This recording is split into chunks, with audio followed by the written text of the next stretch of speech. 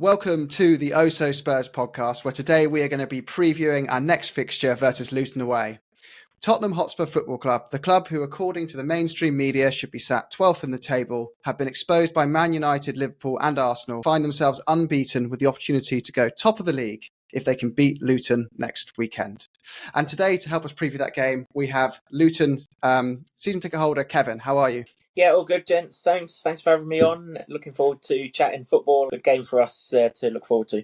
Looking forward to having you on and discussing that with you. And Stu, of course, how are you, mate? All good. Looking forward to hearing all about Luton. Kevin, can we start with you, actually? I know you've got a game tonight against Burnley because your last match was postponed. We're going into this fixture with you with our tails largely up after quite a fortuitous game against Liverpool. But how are you guys feeling about the fixture against Spurs? And could you tell us a bit about who your danger men are going to this fixture that we should probably keep an eye on as Tottenham supporters? Yeah, sure. The first part of that question then, probably feeling pretty good about it. Obviously, we come off the back of a draw against Wolves, a win against Everton, and, we're recording this, as you say, ahead of the game against Burnley, which hopefully we win as well.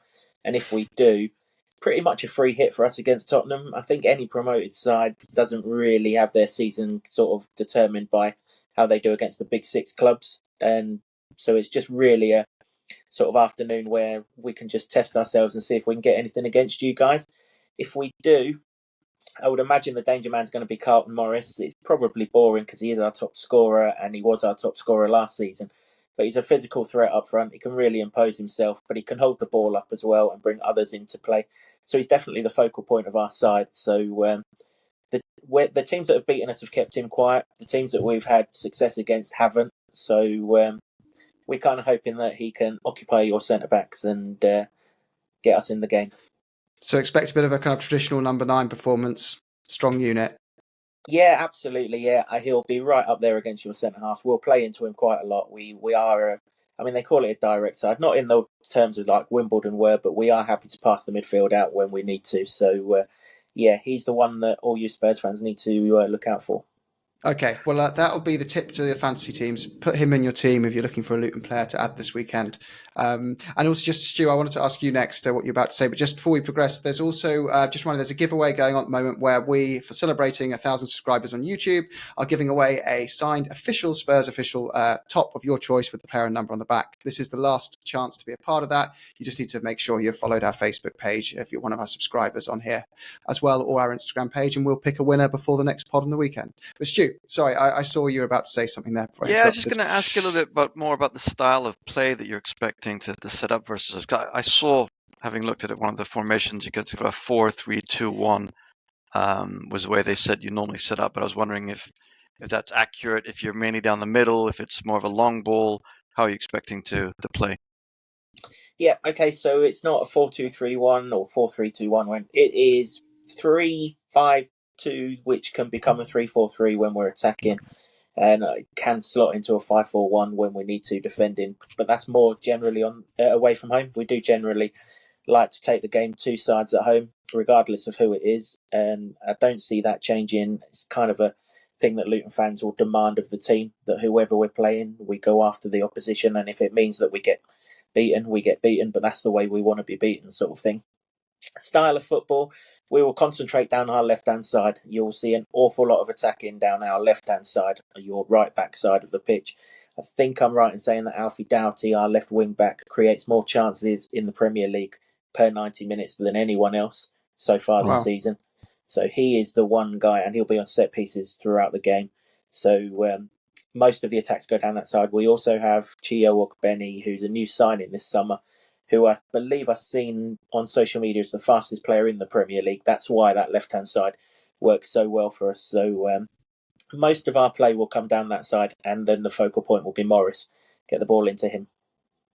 Interesting. So we've got a bit of a battle going on to watch then, because just for your context, our left wing back Udogie's been sensational this season as well. So we're watching out for yours. It's going to be a really interesting matchup then. And I'm delighted to hear actually that you have just gone for that approach of all out attack, because we'll do the same. So I'm sure it's going to be a really, really good game. But in terms of your weaknesses though, Kevin, where do you think, if you were Spurs manager, where would you be targeting Luton? The places to target Luton are in between our centre backs and our full backs. We have not got much pace at centre half. We've got two of the centre halves are what you would call old school centre half. Certainly the captain, Tom Lockyer, the middle one of the three. He's literally old school. He'll head anything that comes into the box, but isn't really quick. And then the two side ones are kind of there more for their ability on the ball than necessarily their defensive skills. So if you can get in sort of what they would call the channels, that would be dangerous. Brennan Johnson played against us a couple of seasons ago when he was at Forest, and we managed to contain him at our place, but at their place he kind of ran riot a little bit. So that would be one option. And then, of course, obviously you've got world-class players like Maddison and Son up against players who ultimately, as much as I love them to bits, were in the Championship last season. So you do kind of, as a Luton fan, you do just kind of hope that those particular players have an off day.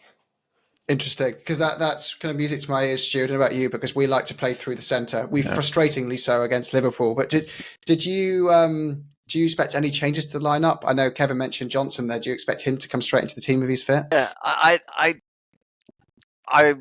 doubt it. I just think that if his hammy is still playing up, I mean, he wasn't even on the bench, was he, at the weekend? No. So I think if he is past fit, likely to be seen on the bench, and then we'll have to hope that he's fit enough to come on the last 30 minutes, hopefully, and have a run out and expose, hopefully, a tired Luton defence at the last 10, 15 minutes. Keep him on the bench. It's absolutely fine. There's enough of the others to worry about without him as well. So I'm enjoying speaking to you about this, Kevin, because you have seen him probably play more than us, as has the Sheffield United family previewed our pod of last time, and it was really interesting to get insight that you've both said he ran riot against both of you in the Championship. So I'm hoping he replicates that in the Premier League. We're really excited to see him play, but his injuries have unfortunately gotten in the way.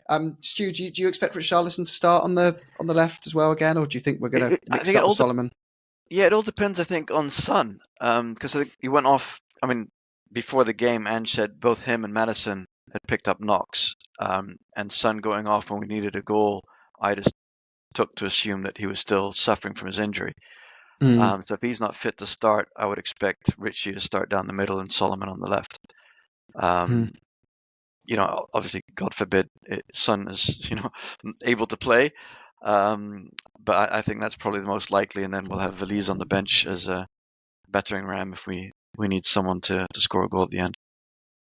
I'm wondering if Ange might do a little bit of rotation into this game actually, and try out resting a couple of players and bringing them on with but that might be a bit arrogant though, judging by the way Luton have started this season looking really, really strong. Kevin, I'll ask you a question. Who do you think then would be rested, considering we do have so many injuries? I wouldn't be surprised if we started with Richarlison as number 9 and in that proper role, and put Solomon on the left and gave Sonny a little rest from the bench and brought him on in the second half. Now, that's only if he's still saying I've got a bit of tightness in my hamstring, just because we have got some huge games coming up. I think that would be a mistake to do if Son is 90% fit, but I wouldn't be surprised if it did happen at the same time. So, yeah, but it also wouldn't shock me to see Johnson just lumped into it if Ange feels he's fit. I feel like our wide players are a bit of a weakness of ours at the moment in terms of having not really much of a goal threat. You'll probably find this, Kevin. They're very good. Kulusevski's great at beating his man. He's not very quick, but he's very good with his technique. He's a bit one-footed, but he doesn't score many goals. It's not his game. And so we've often found a bit of a struggle as well on the left to find someone who's going to consistently knock in goals. Solomon's just a bit of a kind of all-round winger. He seems to be, he's capable squad option, but he's not going to tear your defence apart. And same with Richarlison, really. It's not his first choice position. So I wouldn't be surprised if we mixed it up and just threw Johnson in. You can see why we threw 60 million quid at him. So it will be interesting to watch. What are you thinking, Kevin, score prediction wise then, as a fan? It's a tough one, really. As a Luton fan, I mean, you want your team to win, obviously, and I'll be going there on Saturday, shouting and hollering and hoping that we do win and things. But ultimately, I think we've got to have an air of realism. As I said earlier, our season's not dictated by how we do against Tottenham. So I don't like the term free hit because it is still a Premier League game, but there's more on tonight's game against Burnley than there is on Saturday, for example.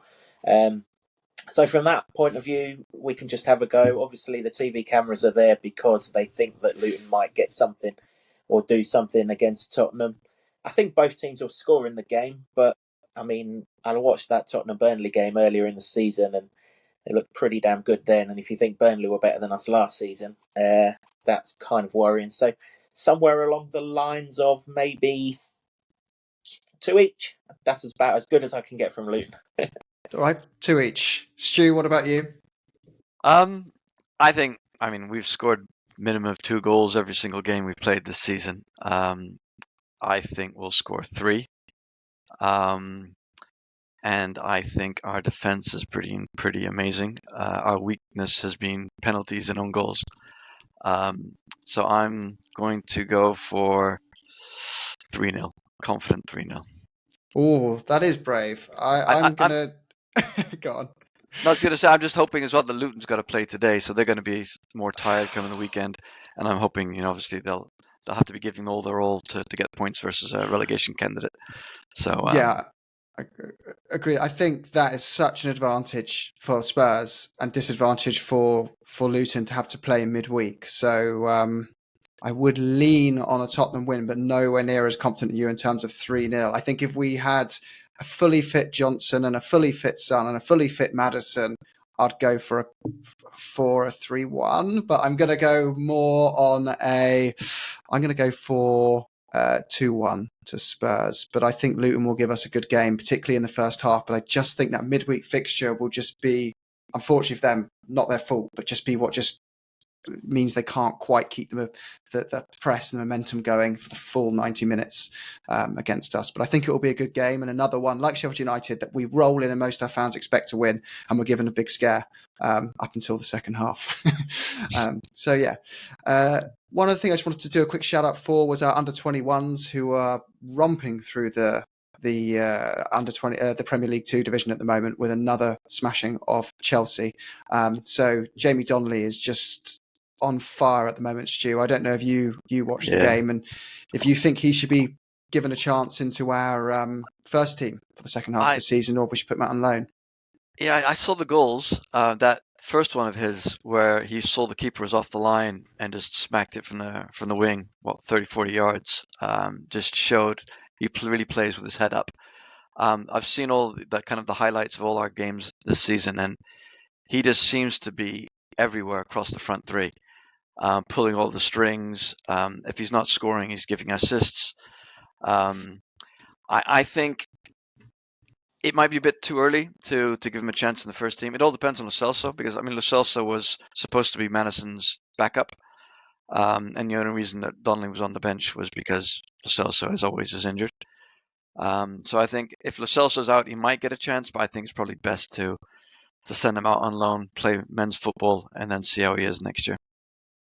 Yeah, I think I have to agree. It's always tempting to want to see them being thrown in, but it's probably better for him to be out on loan right now and come back next year as a part of the first team. We had 2 quick questions on YouTube actually just to go through. One was, do we give Sonny a rest but keep him on the bench just in case and play Valise against their 2 huge centre-backs? So you have 2 huge centre-backs, Kevin. If you were, in terms of the type of strikers they struggle more against, is it more your kind of intricate technical forwards, or is it better we lump up a big striker against them? Who would you rather Spurs put Richarlison or Son up against you? Yeah, no, there's no disrespect to Richarlison, but yeah, give us Richarlison every day of the week. While I understand he can still move, the movement of Son will really cause us problems. If you look at the team that have caused us most trouble this season, Brighton and Chelsea. Brighton move all over the place. We couldn't handle them. And Raheem Sterling, we just couldn't get close to him. Even when we thought we had him, he popped up somewhere else. And that's the kind of thing that Sonny does as well, isn't it? So, yeah, if he's got a hamstring problem, rest him until the next game. That'd be absolutely good for us. We'll take Richarlison. Not saying it'll be an easy game against Richarlison, but I think our centre-halves will much more appreciate going up against a physical man than a tricky, skillful one. Okay, interesting. So I retract my previous statement. Play Sonny even if he's got one hamstring. The next question, Stu, and final one on YouTube was, should Basuma get a deliberate booking so that he is going to miss the Fulham home game but be available for Palace and Chelsea? Um, yeah. First of all, going back to the first question, I think if Son's fit to play, we play him. I think we've learned from the past. We've made enough mistakes of playing a weakened team, and it never works. So I don't think we need to disrespect Luton. I think we need to go out there and we can bring him off if the game's in hand. As for Basuma, yeah, it's a tough one. We need him for the game after Palace, don't we? So We either do. this one, any of the next, this one or the next, he can pick up the yellow. But Yeah. yeah, he's got to be back for that one. That's a must. I think if Jose was our manager, he would definitely be picking up a suspicious yellow card against Luton. Well, If I'm I not was sure Ange, if I Go was on. Ange, I would ask him to pick a yellow card up. We've played Fulham away already, and I have to say, as a goal threat, there was absolutely nothing from them. So Really. I would be very confident Spurs win that game with or without Basuma. But that's it, really. I think it's just a quick preview pod. Again, shout out to Kevin, part of the Luton Town Supporters Trust. You remind me what your Twitter handle is again, Kevin? You're At not top of your Luton head. Town ST. At Luton Town ST. I doubt we have many Luton Town fans listening. We mainly Spurs, but if you do fancy listening to a nice, popular podcast that's not going to be, too confrontational, it's just great football chat. Definitely check theirs out. So yeah, we always finish with an up the Spurs, Kevin. Unfortunately, which you probably won't want to shout, be part of. No, But I'll leave that to you guys, I'm afraid. up the Spurs. the Orange And Spurs.